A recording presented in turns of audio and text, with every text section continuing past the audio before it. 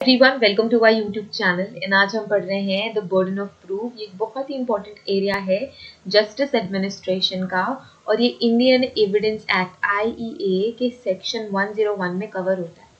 Section 101 में burden of proof cover होता है। आपने कई बार ये MCQ देखे होंगे प्रीवियस ईयर क्वेश्चन पेपर में कि बर्डन ऑफ प्रूफ कौन से सेक्शन से रिलेटेड है। तो इस इंडियन एविडेंस एक्ट 101 में बर्डन ऑफ प्रूफ के बारे में बताया गया है। तो डिटेल में जानेंगे कि बर्डन ऑफ प्रूफ होता क्या है, 101 सेक्शन के बारे में भी पढ़ेंगे। तो बिफोर स्टार्टिंग टुडेज लेक्चर एक क्विक रिमाइंडर, अगर आप नेट एंड JRF की प्रिपरेशन कर रहे हैं, इन forensic science FS and in criminology, तो दिसंबर 2022 की बैच के रजिस्ट्रेशन शुरू हो गए हैं, जिसकी क्लासेस हमारे ऑफिशियल ऐप में होगी। ऐप की लिंक आपको डिस्क्रिप्शन में मिल जाएगी एंड आप वहां से ये कोर्सेज ज्वाइन कर सकते हैं। एक बहुत ही अच्छी न्यूज़ ये है कि हम सेलिब्रेट कर रहे हैं 75th year of independence and आपको हमारे ऐप में सारे कोर्सेज में 75% ऑफ मिल रहा है हर एक कोर्स में, चाहे वो UGC नेट का कोर्स हो, साइंटिफिक ऑफिसर का कोर्स हो, एंट्रेंस एग्जामिनेशन के कोर्सेज हो। तो सारा कुछ जितने भी कोर्सेज अवेलेबल है सब में 75% ऑफ है एंड ये 75% ऑफ जब तक हम यूट्यूब में 35 के कंप्लीट नहीं करते तब तक अवेलेबल है। तो आपके पास टाइम है, आप एनरोल कर सकते हो खुद को इन सारे कोर्सेज पे एंड प्रिपरेशन कर सकते हो। सो जो दिसंबर 2021 और जून 2022 का मर्ज साइकिल है वो अभी सितंबर में होने वाला है। इसके लिए आप रिवीजन क्लासेस ज्वाइन कर सकते हैं जो कि बहुत ही मिनिमल फी के साथ अभी अवेलेबल है बिकॉज ऑफ 75% ऑफ। सो 75% आपको ऑफ है, आप रिवीजन क्लासेस ज्वाइन कर सकते हैं। आप एंट्रेंस एग्जामिनेशन की क्लासेस ज्वाइन कर सकते हैं, CUET PG एंड DU-MSc की क्लासेस अवेलेबल है, सो आप वो भी ज्वाइन कर सकते हैं। एग्जाम में आपके पास you have around 20 to 25 days. इन 20 to 25 डेज में आप बहुत ही अच्छे से प्रिपरेशन कर सकते हैं with MCQ and with study material and video lecture. अगर आप साइंटिफिक ऑफिसर की प्रिपरेशन कर रहे हैं तो Jammu and Kashmir and Tripura scientific officer के कोर्सेज अवेलेबल हैं एंड वो सारे बच्चे जो नेक्स्ट ईयर NFSU ज्वाइन करना चाहते हैं मास्टर्स के लिए या फिर ग्रेजुएशन के लिए, तो उनके लिए भी NFSU की क्लासेस 1 ईयर कोर्सेज अवेलेबल हैं जो कि अभी स्पेशल डिस्काउंट में है 75% ऑफ में। So don't waste your time, enroll yourself and start preparing. Okay, so let's start today's class. What is burden of proof? So burden of proof एक जिम्मेदारी है उस पर्सन पे जिसने किसी पे इल्जाम लगाया है। ठीक है, फॉर एग्जाम्पल अगर मैं कह रही हूँ किसी पर्सन A ने, ठीक है, let's say I am a person B and ये कोई पर्सन है A। सो मैंने क्या बोला, A ने मेरे घर पे चोरी की है। तो मैं उस पर इल्ज़ाम लगा रही हूँ, मैं ये बोल रही हूँ कि जो पर्सन A है उसने मेरे घर में चोरी करी, वो रात के 12 बजे घर में घुसा और उसने सारी प्रीशियस चीज़ें, ज्वेलरी, पैसे, ये सारी चीज़ें लेके वो भाग गया। तो मैंने किस पे इल्ज़ाम लगाया? B पे इल्ज़ाम लगाया और जो B है वो मेरा नेबर है। लेट्स जस्ट अज्यूम, है ना, जो B मेरा नेबर है, मैंने उस पर इल्ज़ाम लगाया है कि इसने मेरे घर पे चोरी करी है। तो अगर मैं इल्ज़ाम लगा रही हूँ तो ये बर्डन मुझ पे है कि मैं वो प्रूव करूँ, है ना। आपने इतनी सारी मूवीज में सुना होगा कि जो हमारा जस्टिस एडमिनिस्ट्रेशन सिस्टम है वो एविडेंसेस पे रिजल्ट देता है, वो एविडेंसेस पे जजमेंट देता है। सो मुझे ये प्रूव करना पड़ेगा, है ना। सो बर्डन किस पे आया? बर्डन B पे आया, मुझ पे आया कि that I have to prove कि A ने क्या करी है? चोरी करी है। सो बर्डन ऑफ प्रूफ किस पे है? मुझ पे है, क्योंकि मैंने उस पे इल्जाम लगाया है कि B ने मेरे घर पे चोरी करी है एंड सारी प्रीशियस चीजें चुराई है। सो मुझ पे ये बर्डन है कि मुझे प्रूव करना होगा। हो सकता है कि वो CCTV फुटेज हो, अगर मेरे पास CCTV फुटेज है तो वो मैं शो कर सकती हूँ कि इस टाइम पे B ने मेरे घर पे एंट्री करी थी एंड वो चोरी करके चला गया। सो मैं वो प्रूव कर सकती हूँ। मेरे पास कुछ ऐसे एलिमेंट्स होने चाहिए जिसके थ्रू मैं उस कही हुई बात को प्रूव कर सकूं। अगर मैं किसी पे इल्जाम लगा रही हूँ तो मुझे उसे प्रूव करना पड़ेगा, चाहे वो फिजिकल एविडेंस हो, चाहे वो बायोलॉजिकल एविडेंस हो, चाहे वो डिजिटल एविडेंस हो, किसी भी तरीके की एविडेंस से मुझे ये कोर्ट को बताना पड़ेगा कि मैं क्यों कह रही हूँ कि B ने मेरे घर पे चोरी करी है। सो बर्डन ऑफ प्रूफ किस पे आया? मुझ पे आया। सो इनिशियली जो इनिशियल बर्डन ऑफ प्रूफ रहता है वो उस पर्सन पे रहता है जो किसी पे इल्जाम लगा रहा है या किसी को कह रहा है कि इसने चोरी करी है या कोई भी क्राइम किया है। ये सिविल केसेस में हो सकता है, क्रिमिनल केसेस में भी होता है। अभी तक आपको सिविल एंड क्रिमिनल केसेस में डिफरेंस पता चल ही गया होगा। सिविल केसेस वो होते हैं जैसे कि प्रॉपर्टी डिस्प्यूट एंड छोटी मोटी चीजें जो कि ज्यादा बड़ा इम्पैक्ट या किसी पर्सन की लाइफ को हार्म नहीं करता है, ठीक है। और जो क्रिमिनल केस होता है, it's kind of you can say that कि वो किसी पर्सन के लाइफ को बहुत बुरी तरीके से हार्म करता है, तो वो क्रिमिनल एक्ट हो गया। So civil and criminal act के अकॉर्डिंग बर्डन ऑफ प्रूफ रहता है। And burden of proof shift भी होता है, ठीक है। कैसे शिफ्ट होता है? जैसे कि मैंने बोला ए ने मेरे घर पे चोरी करी है, मेरे पास सीसीटीवी फुटेज था, मैंने वो सीसीटीवी फुटेज दिखा के बोला कि हाँ बी ने मेरे घर पे चोरी करी है, तो अब ये बर्डन ऑफ प्रूफ किस पे शिफ्ट हो गया? ए पे शिफ्ट हो गया ना। अब ए को प्रूव करना है कि उसने चोरी नहीं करी है या कोई भी पर्टिकुलर एक्टिविटी नहीं करी है, ठीक है। सो इस तरीके से बर्डन ऑफ प्रूफ शिफ्ट होता रहता है। And basically burden of proof is something जिसमें कोई एक पार्टी इस प्रेशर में है कि उसे अपनी बोली हुई बात को क्या करना है? प्रूव करना है with the help of evidence. Clear?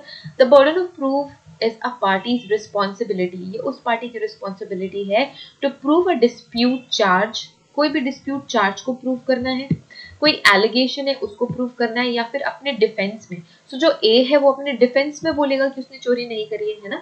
जब बी के पास बर्डन ऑफ प्रूफ था, बी ने तो सीसीटीवी फुटेज दिखा दी, अब बर्डन ऑफ प्रूफ किस पे शिफ्ट हो गया? ए पे शिफ्ट हो गया। एंड ए को अपने डिफेंस में बताना पड़ेगा, ए को अपना डिफेंस करना पड़ेगा कि उसने चोरी नहीं करी। सो उसके लिए वो जो भी एविडेंसेस देगा वो उसकी साइड का बर्डन ऑफ प्रूफ होगा, ठीक है।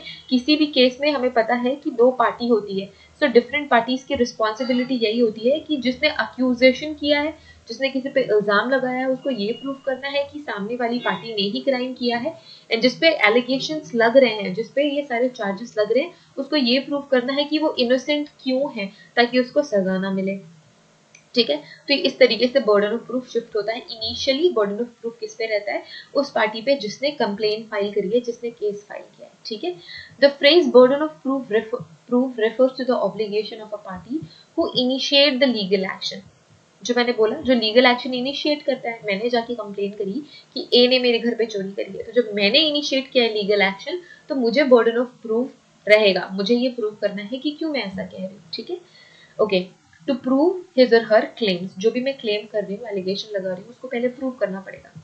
If the party can not prove sufficiently that the other party has committed the wrong whether civil और क्रिमिनल, ही लूजेस और शी लूजेस। मतलब अगर मेरे पास सीसीटीवी फुटेज नहीं है, मैं सिर्फ और सिर्फ इल्जाम लगा रही हूँ ए पे कि इसने मेरे घर पे चोरी करी है, बट मेरे पास कोई भी एविडेंस नहीं है, ना तो कोई फुटेज है, ना तो कोई एविडेंस है, ना तो कोई फुटमार्क है, फिंगरप्रिंट है, कुछ भी नहीं है। सो अगर मेरे पास कोई भी ऐसा एलिमेंट नहीं है या कोई भी ऐसा एविडेंस नहीं है जिससे मैं ये प्रूव कर सकूँ कि ए ने मेरे घर पे चोरी करी है, तो मैं लूज करूंगी ये केस, है ना। क्योंकि मेरे पास कोई एविडेंस नहीं है, तो मैं ऐसे क्लेम नहीं कर सकती, मुझे अपने क्लेम को प्रूव करना पड़ेगा। अगर मैं बर्डन ऑफ प्रूफ को जस्टिफाई करने के लिए फेल होती हूँ, तो मैं ये केस भी लूज करूंगी, ठीक है। अब जो बर्डन ऑफ प्रूफ है उसके दो कंपोनेंट होते हैं, it have two components, burden of production and burden of persuasion, ठीक है। We have two elements in burden of proof. पहला एलिमेंट क्या है? Burden of production. Burden of production का मतलब क्या? कि आपको जज एंड जूरी के सामने एविडेंसेस प्रेजेंट करने ही हैं, आपको एविडेंसेस देने ही पड़ेंगे, तभी ही आपकी बात मानी जाएगी या सुनी जाएगी। The burden of production is the obligation, आप ऑब्लिगेशन है आपको to present evidence in front of the जज एंड जूरी।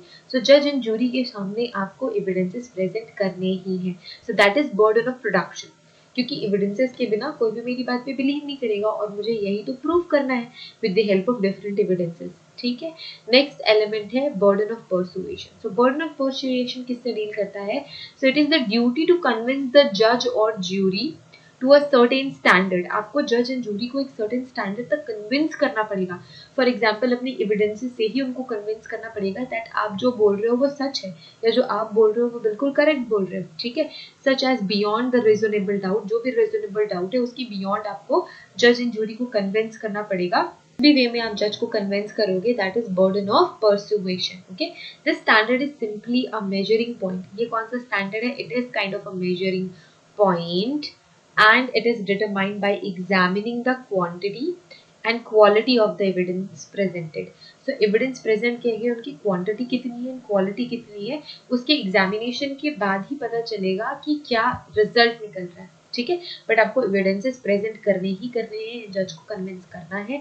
जब आप कन्विंस कर चुके हैं तो it is kind of a measuring point. जो बर्डन ऑफ परसुएशन है, it is the measuring point. आपके जितने भी एविडेंसेस आपने दिए हुए हैं उसकी क्वालिटी एंड क्वांटिटी को देखते हुए आपको जज एंड जूरी एक डिसीजन देती है।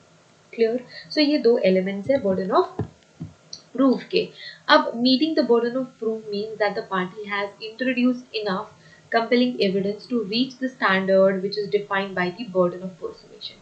सो बर्डन ऑफ पर्सुएशन को आपको अगर आपने बर्डन ऑफ पर्सुएशन क्लियर कर लिया, it means you are meeting the point of burden of proof. मतलब आपने अपना पॉइंट क्लियर कर दिया, अब आपको किसी भी तरीके के स्ट्रगल की कोई ज़रूरत नहीं है। क्लियर? जैसे कि मैंने अगर बोला ए ने चोरी करी है, तो अगर मैंने सीसीटीवी फुटेज दी है, सीसीटीवी फुटेज की एग्जामिनेशन होगी, और अगर उसमें ये सच में दिख रहा है कि ए मेरे घर पे आ रहा है एंड वट एवर सामान लेके जा रहा है, या फिर सामान नहीं भी लेके जा रहा है, बट उस पॉइंट पे अगर उसने घर के अंदर एंट्री करी है, तो वो एक बात प्रूव हो चुकी है। ठीक है, मैंने क्या करा, बर्डन ऑफ प्रोडक्शन में मैंने CCTV footage the, burden of persuasion में मैंने कन्विंस किया जज एंड जूरी को कि हाँ मेरे पास फुटेज है जो कि बिल्कुल सही है। इसके एग्जामिनेशन के बाद अगर मैं बर्डन ऑफ पर्सुएशन क्लियर कर लेती हूँ तो मेरा साइड क्लियर है, that I am meeting the burden of proof. अब मेरे साइड कोई स्ट्रेस नहीं है। अब ये जो बर्डन ऑफ प्रूफ किस पे शिफ्ट हो जाएगा, वो डिफेंडेंट पे बर्डन ऑफ प्रूफ शिफ्ट हो जाएगा। बर्डन ऑफ प्रूफ ए पे शिफ्ट हो जाएगा कि अब उसे ये प्रूव करना है कि उसने चोरी नहीं करी है। क्लियर? मेरा साइड तो क्लियर हो गया। तो आप ये बोल सकते हो कि मैंने इतने एविडेंसेस प्रेजेंट किए हैं जो कि बर्डन ऑफ पर्सुएशन को क्लियर करने के कैपेबल था, इसी वजह से मेरा बर्डन ऑफ पर्सुएशन भी क्लियर हो गया। Now I am free. अब जो शिफ्ट हो गया बर्डन ऑफ प्रूफ ए पे शिफ्ट हो गया। अब उसकी जिम्मेदारी है कि वो किस भी तरीके से अपने आप को बचाएगा, डिफेंड करेगा। It's on A, right? So this is burden of proof. ये होता है burden of proof. I hope burden of proof clear हो गया होगा अभी तक। तो in the next class we will see section 101, 102 and 103। तीनों सेक्शन ही इंडियन एविडेंस एक्ट के बहुत ही इंपॉर्टेंट है। ठीक है, इंडियन एविडेंस एक्ट के तीनों सेक्शंस बहुत ज़्यादा इंपॉर्टेंट है, एंड हम नेक्स्ट क्लास में इन्हीं सेक्शंस के बारे में पढ़ेंगे। So thank you so much everyone for watching today's class. Have a great day ahead. I hope अभी तक आपने हमारा चैनल सब्सक्राइब नहीं किया है तो चैनल सब्सक्राइब कर लेना है। व्हाट्सएप सपोर्ट का नंबर डिस्क्रिप्शन में है। सारे सोशल मीडिया लिंक्स आपको डिस्क्रिप्शन में मिल जाएंगे। अगर आपको कोई भी क्लास ज्वाइन करनी है, so you can join the class. Thank you so much again. Have a great day ahead. See you guys in the next video. Till then, take care. Bye.